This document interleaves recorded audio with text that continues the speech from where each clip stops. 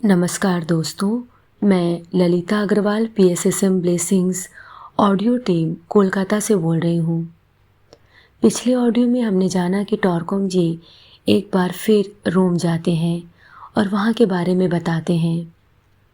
Audio number 139 में हम इसी घटना को आगे बढ़ाते हैं।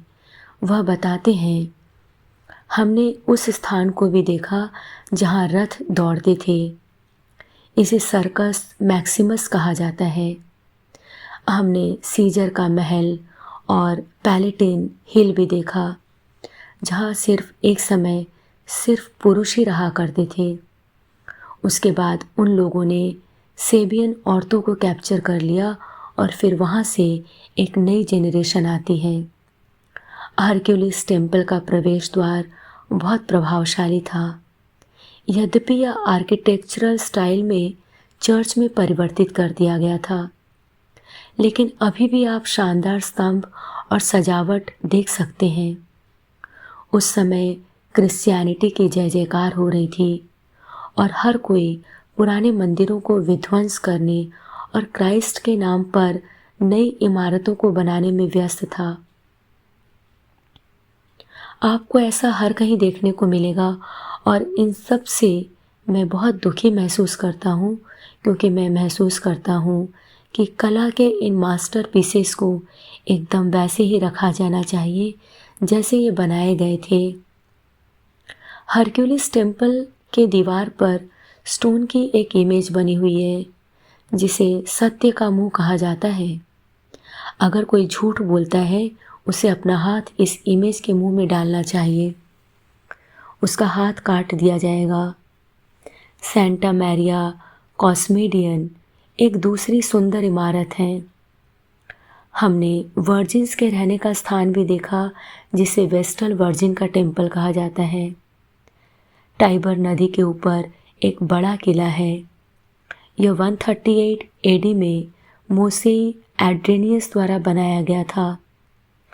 रेनेसा के समय पोप इस किले में छुप जाया करता था और वेटिकन जाने का एक अंडरग्राउंड रास्ता भी था, जहां ज़रूरत पड़ने पर वह जा सकता था। मुसोलिनी भी इस किले में रहा करता था।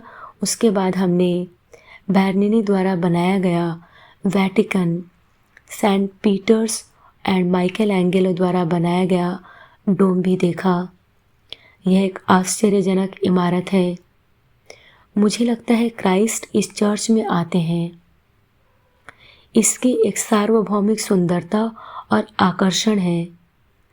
चर्च के सामने 2 स्टैच्यूज हैं, सेंट पीटर चाबी के साथ और सेंट पॉल तलवार के साथ।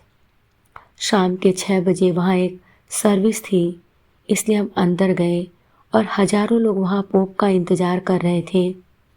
बहुत ही शानदार गायक मंडली, सुंदरता हर जगह थी। पोप एक जुलूस के साथ आए और सभी को आशीर्वाद दिया। यह एक रोमांचकारी क्षण था। मैंने इस जगह क्राइस्ट के दर्शन किए।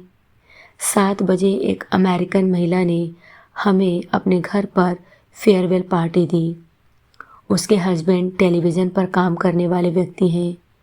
उसके पिता इटालियन आर्मी में मार्शल थे। उसकी माँ एक कलाकार और पुरातत्ववेत्ता है।